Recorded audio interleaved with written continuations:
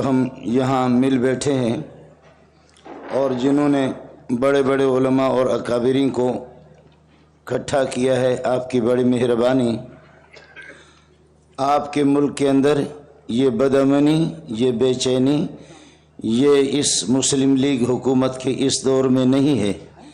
ابتدائی سے جب سے یہ ملک قائم ہوا ہے، مولانا فضل الرحمان صاحب تو اس میدان کے شاہ سوار ہے، لیکن اس سن کی تعین کرے اور اس حکومت کی تعین کرے کہ اس ملک میں بہتری کب آئی۔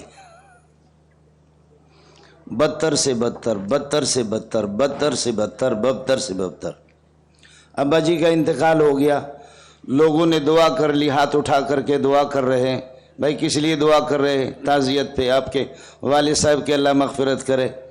کہنے لگے کہ آپ لوگ دعا تو کر لو، لیکن جس بغیرت باپ کو میں نے دیکھا تھا اس کی مغفرت نہیں ہوگی، جس ابا کو میں نے دیکھا اس کی قطعاً مغفرت نہیں ہوگی، وہ اس کردار کے مالک نہیں تھے، اس کی مغفرت ہو جائے۔ اب یہ ہم اجلاس کریں گے اور آپس میں پھر یہ ہے کہ مشورہ کریں گے کہ سودی نظام کو ختم کرے، حکومت سے اپیل کریں گے۔ ابو الخیر صاحب نے بڑی پیاری بات کی، ظاہر ہے کہ اس کے بغیر کوئی چارہ ہی نہیں ہے۔ ہمیں دشمن کی ہمیشہ یہ چال ہی رہا ہے، آپ حضرات محسوس نہ فرمائیں، ابھی ایک ایک کر کے ہمیں ایک ایک کر کے الگ کیا جاتا ہے۔ اب سب سے پہلا مسئلہ دیکھو کتنے پیار اور محبت کی بات ہے، مدارس ثلاثہ کا استثناء کیا مشائخ کانفرنس میں۔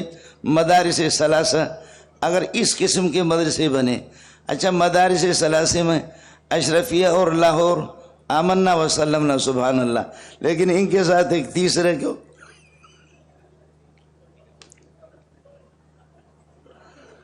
مدارس ثلاثہ میں تو اسنتان تو ٹھیک ہے، لا کلام فیہما، لیکن تیسرے جس مدرسے کو آپ کو پتہ بھی ہے، آپ علماء ہیں، نتیجہ ہمیشہ ارذل کا تابع ہوتا ہے، نتیجہ ارذل ہی کا تابع ہوتا ہے۔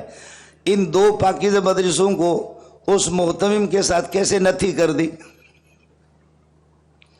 اور پھر ادارے ہماری حکومت کا اندازہ اس سے آپ لگائیں، حکومت کا اندازہ بے بسی کا اس سے لگائیں کہ ہماری عسکریت قوت بھی ختم ہو گئی، حکومتیں بھی ختم ہو گئی، کہ اس قسم کے افراد کا سہارا لے کر کے مشائخ سے تعبیر کر کے دینی عوام کی مارکیٹ میں اگر آپ ان کو بھیج دے، اور علماء اور طلباء کے ایک آدمی نشہ کر کے وہ کہتے 30 لاکھ کا مجمع میرے پاس ہے۔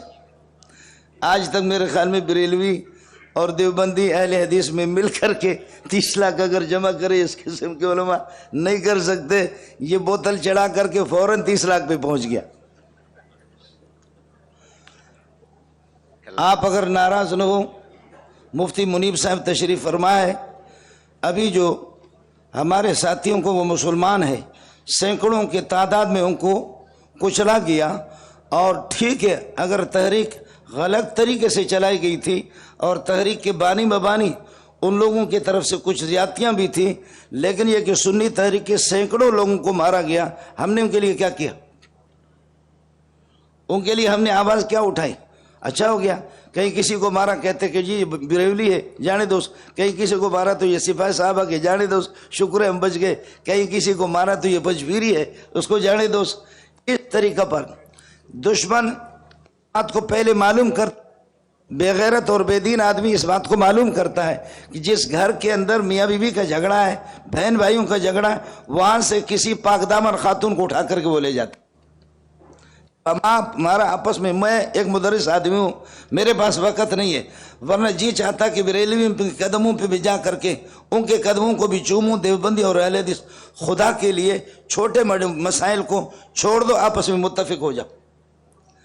دوسرا مسئلہ آپ کر لے، یہ کافی یہاں دوسرے حضرات بھی موجود ہیں، کھلاڑی حضرات بھی کچھ مجھے نظر آ رہے ہیں آپ کی اس مجلس کے اندر، وہ بھی نظر آ رہے ہیں۔ یہ مسئلہ میرے خیال میں آپ سے پہلے حکومت کو بتا بھی دیں گے، لیکن آپ اس مسئلے کو کیسے ختم کریں؟ آخر پنجاب کے اندر انڈیا کی مداخلت نہیں ہے، سندھ میں نہیں ہے، خیبر پختون میں اور بلوچستان میں آپ کچھ بھی کر لیں، بخدا مغرب کی نماز کے بعد کوئی مولوی چل کر کے مجھے دکھا دے، مغرب کے بعد۔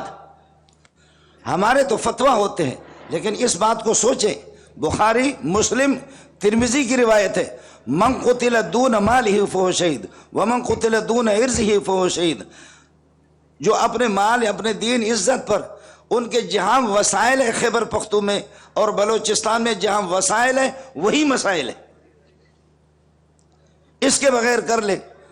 آپ کے 75-80 سال گزر گئے، خدا سے کشتی کی، سودی نظام، اور اب سفارشات ہم پیش کر رہے ہیں، ہم اپیل کر رہے ہیں۔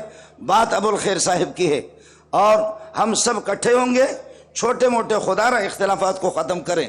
ہماری ایک قد ہوگی، پھر کچھ نظر آئے گا، اس کے بغیر کچھ بھی نہیں ہوگا۔ کر لو، خدا کی قسم، حکومت خود وزیر اعلیٰ بلوچستان وہ خزدار تک نہیں آ سکتا بغیر ہیلی کاپٹر کے۔ کوئٹہ کے ایک چھوٹے سے ٹکڑے کے اندر، چھوٹے سے ٹکڑے میں، وہاں صرف حکومت ہے، نہیں ہے۔ ہمارے فوجی بھائی جو ہمارے مسلمان ہیں، ہمارے ملک کا عظیم سرمایہ، ان کو کون مروا رہا؟ جزاک اللہ، جزاک۔ اس لیے میری گزارش یہ ہے، ہمیں متفق ہونے کی ضرورت ہے۔ ہمیں خارجی کہہ کر کے ہم اپنے ہزاروں مسلمانوں کو مروا رہے ہیں۔ اس مولوی کی دینی حیثیت کیا ہے جو کسی کو مشورہ دے دے کہ یہ خارجی ہے؟ کہ خارجیت کی تاریخ سے، پس منظر سے، ان کے نظریات اور اعتقادیات سے آپ واقف ہے یا نہیں ہے؟ اس طرح کہنا ہوگا۔ اس لیے ہم سب کو اکٹھا ہونا ہوگا، اور ہم سب متفق ہوں گے، اور کسی ایک کے گلے میں تو گھنٹی باندھیں گے اور ہم اس کی پیروی کر کے چلیں گے۔ باقی اس کے علاوہ مفتی زبیر صاحب یہاں تشریف فرما ہے، جب 96 مدارس کے نام آ گئے، 96 مدارس کے، کہ مدارس دہشت گردوں میں دارالعلوم جیسے معصوم جو علماء، ان کا نام بھی تھا۔ 96 مدارس جن میں دارالعلوم کا بھی نام تھا، بنور ٹاؤن کا بھی نام تھا۔ اب یہ آہستہ آہستہ کیا کر کے سنی تحریک کو الگ کر دیا، پھر کسی اور کو الگ کریں گے، پھر 3 مدرسے مدارس، ہم مدارستان بنا، ہم تم سے لے رہے ہیں۔ اگر آپ ہمیں چندہ دے رہے ہیں، ہم سے حساب لے لو۔ مسلمان جو ہمیں دے رہے ہیں تو آپ کو کیا تکلیف ہو رہی ہے؟ اس لیے بنیادی طور پر جب تک ہم آپس میں متفق نہیں ہوں گے، بخدا اس قسم کے اجلاسوں سے کچھ نہیں ہوگا، وہی مسئلہ ہوگا۔ شیخ الاسلام شیخ العرب والعجم مولا مدنی رحمۃ اللہ علیہ فرماتے ہیں کہ یہ ہڑتالیں یہ ہندوؤں کے رسم و رواج ہیں، اس کی اجازت نہیں ہے، لیکن جو بدماش حکومت اگر بات نہ سمجھے تو مکتوبات کے اندر پھر ہڑتال بھی آپ کریں گے، دھرنا بھی دیں گے۔ ہم فضل الرحمان کے ساتھ ہیں، اور یہ ہے کہ مفتی منیب کے ساتھ ہیں۔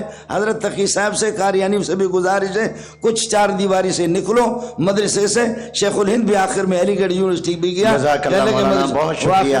درخواست کروں گا مولانا حکیم محمد مظہر صاحب بیمار ہیں، ان کو جانا تھا، تو میں نے کہا 2 جملے